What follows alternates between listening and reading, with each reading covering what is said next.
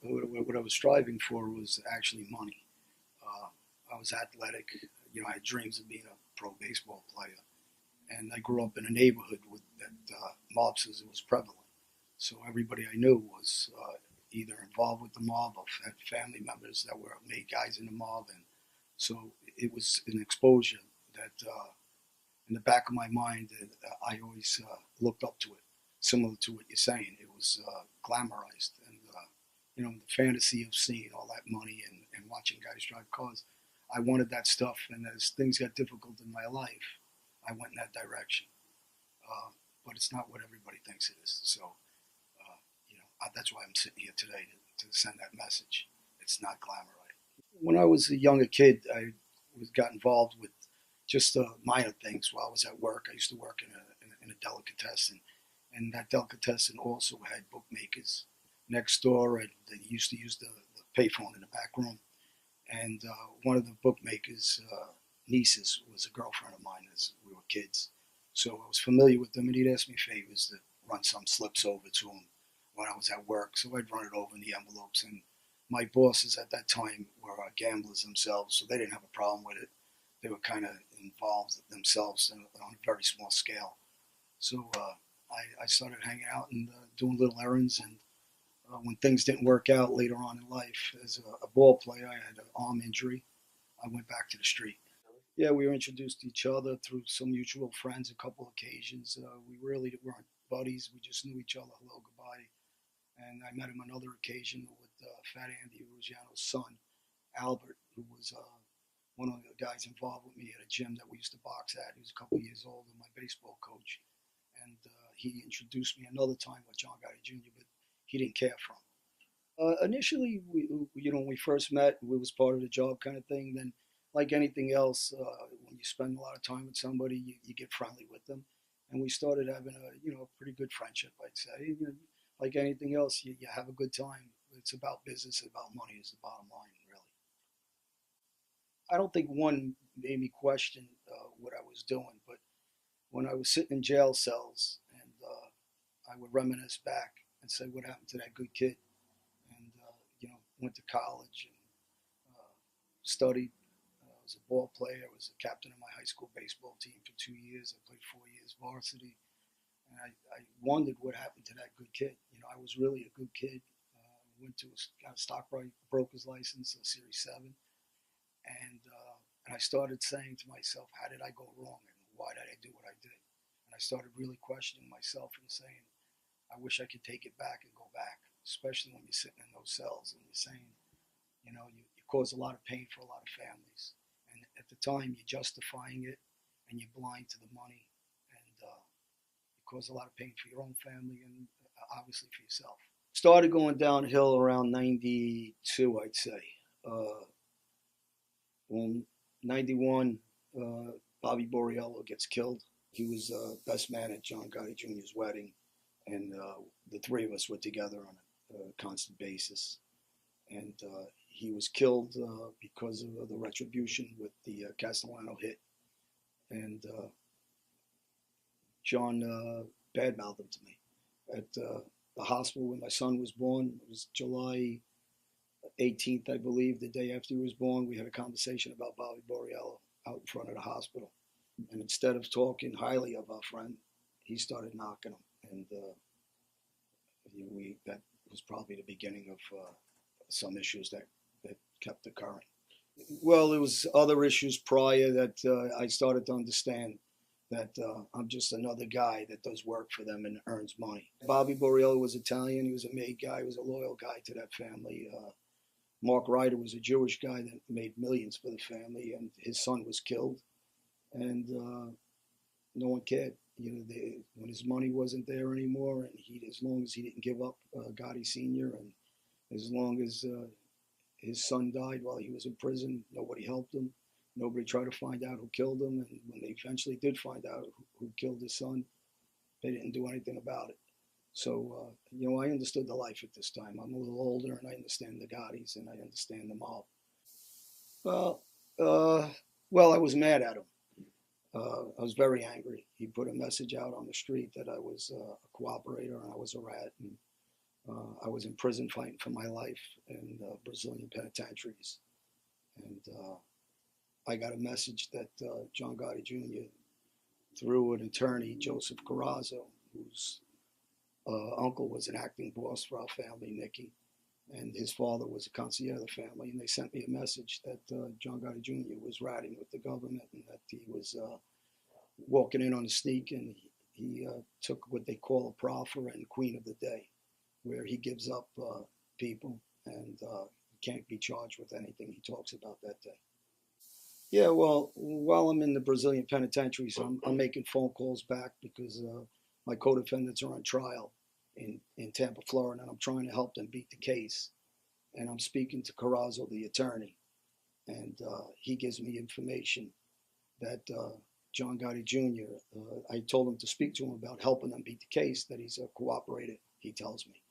And I says, are you kidding me? And he says, yeah, I'm going to send you the information. We got it from an attorney, Charlie Canisi, who gave it to a client prior to him. His name is Danny Marino, who's also a made guy in our family.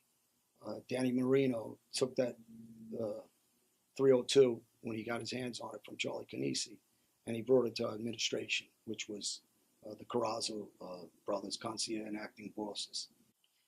I don't know how much he knows is out yet because in George Anastasia's book, he places the front page of his 302 proffer Queen of the Day, where he rats in the book with his signature on it, his attorneys, the prosecutors, and we have the paperwork. That so it's not something he could dispute. And I don't know how much he's aware of what we exactly have yet, and that the public will have shortly. That he got on 60 Minutes, and it'll show you his credibility. 3 times called me a miscreant, called me some names, and I used to be real angry at him. What I am is angry at his message, not about me personally. About listen, the mafia is done for me. It's done for him. Let's pass a message to these kids. He suffered as I suffered in different ways. I don't really care what he did, that he cooperated. At this point, at one time I did. He actually did me a favor. So I'm finished with the life. So he has his own issues in his own camp of where that paperwork actually came from. So I guess when he finds out, he'll have to have that discussion with his attorney about him giving that paperwork out on him because he has no knowledge of that yet. At the time, I was like any young kid. We believed in all that small print of loyalty and camaraderie and sharing wealth, and it doesn't exist. Now that I'm home and I'm living a right life, I have that loyalty again. I speak to my old friends I grew up with since we're kids, and I stay with everyday, regular, hardworking people and gentlemen. I choose my friends correctly now at an older age, so I understand life a little more, and I'm trying to do the right thing and live the right life with the right guys. So yeah, the loyalty is in a different direction these days, an aspect of life. So no, I had an exciting life. I can't say I didn't, but I had pain that you can't imagine. And John Gotti Jr. also and his family suffered that same pain.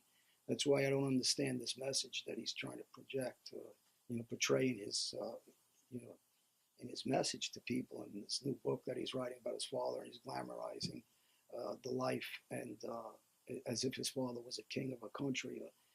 He could love his dad, and he should. And his dad loved him, and his kids could love their grandfather.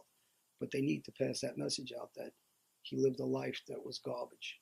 He was a monster on the street. He ordered a lot of hits. I was a bad guy on the street. John Jr. was a bad guy on the street. And he didn't quit the mafia like he tried to portray. He was thrown out of the mafia when this document came in, and he was shelved, is what we call. And he's not a mobster anymore. He used that as a defense in '99, I guess, that he quit the mafia. It doesn't exist. It's not true. And later on, he got caught on a tape, angry at his uncle that broke him down from acting boss to a skipper, which is a captain. And if you quit the mafia in '99, what would you be mad at your uncle for breaking you down to a skipper for? So it's ridiculous. But in 2005, they shelved him. Why they don't kill him, I have no idea. if I was him, I'd be a little paranoid on the street. Maybe because of all this media attention, but he's in a dangerous position for some of the things he did. They did a 2 day series out of England with Trevor McDonald. Great guy, great interviewist. He was the first person that interviewed Mandela. And those are the guys that we need to tell the kids to respect. A guy like Mandela, a president of a country, Martin Luther King Jr., people that were real heroes, lost his life for his cause, Martin Luther King Jr., in a good way, not in a violent way. This guy that he's trying to portray as one of these kind of people, his dad, I'm sorry, he's not. He's just a bad guy. But he was his father, and that's okay. You can be entitled to love your dad, but just keep that in perspective. And I'm trying to send a different message than him, and I'm not knocking him. So I know a lot of the media thinks I knock him, and he knocks me. I know he does knock me. It doesn't. I don't really pay any attention, any credence to what he talks about or says. I just want to be honest and help kids. My two sons, I have a great relationship. One is he's 18, the other one's 23. They both work real hard, go to school. My daughter I reunited with, and we have a fantastic relationship. She works for an attorney, and we're very close now. And it's my baby, my daughter. So she's always going to be my little girl, and so that's how I look at it. I mean, that's some of the things that these other kids need to see. I says, when you lose contact with your family, and my one son, we got some things to go through and trials, and it's a rocky relationship, and I'm hoping that it gets better. That's my oldest son. I mean, this is something I feel like everyone's gonna want us to touch upon before we end. And you don't have to answer it, but what happened with Vicky? To me, I won't answer that. It's not relevant. I was talking about the mob, and I keep it to that. I don't want to talk about anybody personally. I don't have any hard feelings towards her or anybody in his family. So it's it's not part of the message that I want to send out. And, I want to be relevant as far as helping kids. I did some things that I'm ashamed of and wish I could take back. I can't. The only thing I do is move forward and try to help some kids, and I'm hoping to do that. And I'm hoping to make money the right way, break into this movie business. And I got a consultant job coming up in a couple of months, and hopefully I can get on that path and make a difference in a couple of different areas.